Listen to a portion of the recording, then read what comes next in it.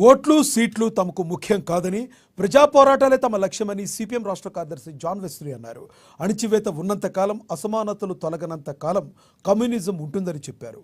ప్రస్తుత పరిస్థితుల్లో ఈ దేశానికి, రాష్ట్రానికి కమ్యూనిస్టు పార్టీలు, వామపక్ష పోరాటాలు చాలా అవసరం ఉందంటున్న జాన్ వెస్లీతో మా ప్రతినిధి Rambabu face to face. CPM రాష్ట్ర కార్యదర్శిగా నూతనంగా ఎన్నికైనటువంటి జాన్ వెస్లీ గారు మనతున్నారు. కాబట్టి చెప్పండి, మీరు కమ్యూనిస్టు పార్టీలు ఒకప్పుడు తెలంగాణ రైతాంగ సాయుధ పోరాటం వారసత్వాన్ని పొలికిపుచ్చుకున్నటువంటి యొక్క కమ్యూనిస్ట్ పార్టీల ఈ రోజు ప్రభ కోల్పోయి ఉనికి కోసం, మనుగడ కోసం పోరాడాల్సినటువంటి పరిస్థితి ఎందుకు తప్పరిస్తా ఉంది? ఇంకా వైపుగా ఎందుకు మీరు ప్రక్షాళన మొదలు పెట్టడం లేదు? ఇప్పుడు రాష్ట్రంలో ఉండేటటువంటి బూర్జువా దేశంలో కొనసాగుతున్నటువంటి బూర్జువా భూస్వామ్య వర్గాల అనుకూలమైనటువంటి పార్టీలు ప్రజల్ని చైతన్యవంతం కానివ్వకుండా మతం పేరుతో బీజేపీ, అట్లాగే రకరకాల మాయమాటలతో, వాగ్దానాలతో కాంగ్రెస్ కానీ ఇతర పార్టీలు, పాలక పార్టీలు ప్రజలను మోసం చేస్తున్నాయి, మభ్య పెడుతున్నాయి. ఆ క్రమంలో ప్రజలు కొంతవరకు వాళ్ళ వెనకాల ఉంటున్న పరిస్థితి. మేము ఈ ప్రజా సమస్యల మీద పోరాటాన్ని ఉధృతం చేయడం అనేటటువంటి దాంట్లో భాగంగానే మేము బలపడాలి తప్ప ఇంకో మార్గం లేదు.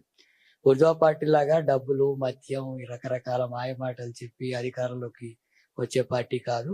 తప్పకుండా మా పార్టీ శ్రామిక వర్గాల తరఫున, సామాజిక అణచివేత గురవుతున్న తరగతుల పక్కన వాళ్ళ హక్కుల కోసం పోరాడేటటువంటి పార్టీ.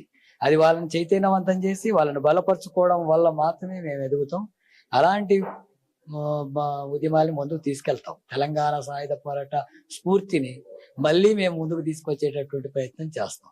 అంటే ఇప్పటికే మీరు సామాజిక చైతన్యము, అదేవిధంగా ఆర్థిక అసమానతలు, అణచివేత, దోపిడీ, విముక్తి పోరాటాలు ఇవే ఇంకా చెప్పుకుంటా వస్తున్నారు.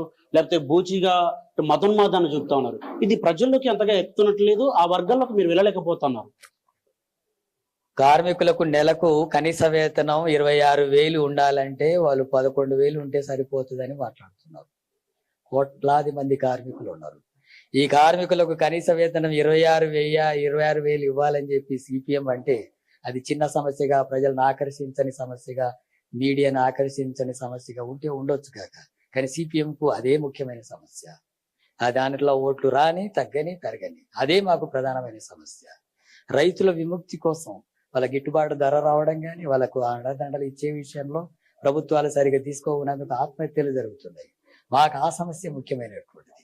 అది ప్రజలకు ప్రభుత్వాలకు పట్టకపోయి నిర్వీర్యం చేస్తుండొచ్చు, కానీ మా సమస్య అదే. గ్రామీణ ప్రాంతాల్లో వ్యవసాయ కూలీలు కోట్లాది మంది ఉన్నారు. వాళ్ళకు పని దొరకడం లేదు. పని చేస్తే పూట గడుపుకొని మా కుటుంబాన్ని పోషిస్తాం, ఉపాధి పని కల్పించండి అంటే ఒక 100 రోజుల పని కూడా సరిగ్గా కలిపియడం లేదు, 50 రోజులు కూడా కలిపియడం లేదు. అందుకని ఉపాధికి నిధులు ఇవ్వడం. ఆ ప్రజలకు ఉపాధి కల్పించడం కోసం మా పోరాటాన్ని కొనసాగిస్తాం. ఇవి చిన్న సమస్యలు కాదు, ఇది 100కి 80-90% ప్రజల సమస్యలు. ముఖ్యంగా చూస్తే యువత నుండి కమ్యూనిస్ట్ పార్టీలకు రిక్రూట్మెంట్ గతంలో ఉన్న మాదిరిగా గత ఒక డెకేడ్ నుండి ఇంతవరకు ఆ పరిస్థితి లేకుండా పోయింది. ఎందుకు ఆ వైపుగా వాళ్ళని ఆకర్షించలేకపోతా ఉన్నారు? మీరు కేరళ మాదిరిగా సంస్కరణలు తీసుకొచ్చి పార్టీలో కేరళ మాదిరిగా, ఎందుకంటే బెంగాల్లో ఆ రకమైనటువంటి దాంతో విధానాలతో వెనుకబడిపోయినాం. మళ్ళీ ఆ కేరళ మాదిరిగా ఇక్కడికి తీసుకురాకపోతే కమ్యూనిస్ట్ పార్టీలు దేశంలో ఉనికికి ప్రమాదం ఎటువంటి పరిస్థితి పడుతూ ఉంది కదా. కమ్యూనిస్ట్ పార్టీలో యువతను, మహిళల్ని, అట్లాగే సామాజిక తరగతుల్ని ప్రోత్సహించి ముందుకు తీసుకొచ్చేటటువంటి ప్రయత్నాలను మేము ప్రారంభించాం, జరుగుతూ ఉంది. అంతకంటే ముఖ్యంగా ఒక బలమైనటువంటి పోరాటాలు ఎక్కువ మంది యువతను ఆకర్షిస్తాయి. బలమైనటువంటి పోరాటాల ద్వారా వచ్చినటువంటి యువతని గట్టిగా నిలబడి భవిష్యత్తులో కూడా ముందుకు సాగుతుంది. అలాంటి పోరాటాల వైపు మేము ప్రయాణం చేస్తాం. ఆ పోరాటాలు తీసుకురావడం వల్ల ఆ యువత కూడా ఆకర్షించబడుతుంది. తప్పకుండా యువతను ఆకర్షించేటటువంటి పద్ధతిలో మా పోరాటాలు ఉంటాయి. సో ఇప్పటికే ఇటు అర్బన్ నక్సలైట్లు అని చెప్పి, లేకపోతే ప్రశ్నించే గొంతుకలపైన వివిధ కేసులు, ఉపాలంటి చట్టాలు పెడుతున్న ఆరోపణలు ఉన్నటువంటి నేపథ్యంలో వీళ్ళపైన ఇప్పటికే సంజయ్ లాంటి వ్యాఖ్యలు కానీ, లేకపోతే మొన్న అమిత్ షా చేసినటువంటి వ్యాఖ్యలు కానీ, ఎన్కౌంటర్లు, వీటిపైన మీరు ఏ విధంగా? సమాజంలో కులం పేరుతో అణచివేత జరుగుతుంది, అట్లాగే ఆర్థిక దోపిడీ కొనసాగుతుంది.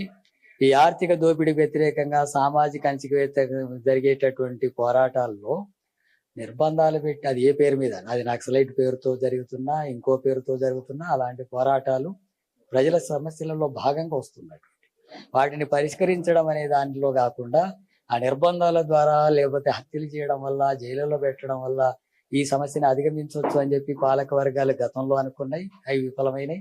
ఇప్పుడు అమిత్ షా బీజేపీ ప్రభుత్వం అదే అనుకుంటుంది. వాటికి కూడా ప్రజలు తగిన గుణపాఠం చెప్తారు. కొంతమందిని ఇబ్బంది పెట్టవచ్చు, కొంత నష్టం చేయొచ్చు తాత్కాలికంగా, కానీ అంతకంటే రెట్టింపు సంఖ్యలో ప్రజా సమస్యలలో భాగంగా ప్రజలే తిరగబడి అలాంటి నియంతృత్వ ధోరణులకు నియంతలకు తగిన గుణపాఠం చెప్తారు. మాకు ఓట్లు సీట్లు ముఖ్యం కాదు, ఎక్కడైతే అణచివేత ఉన్నంత కాలం మేము ప్రజల పక్షాన పోరాడుతూ ఉంటామని చెప్పేసి అణచివేతకు వ్యతిరేకంగా సిపిఎం పార్టీ మొదటి నుండి ఫైట్ చేస్తుంది, మళ్ళీ చేస్తామని కూడా చెప్తా ఉన్నారు. కెమెరామెన్ చారితో రాంబాబు,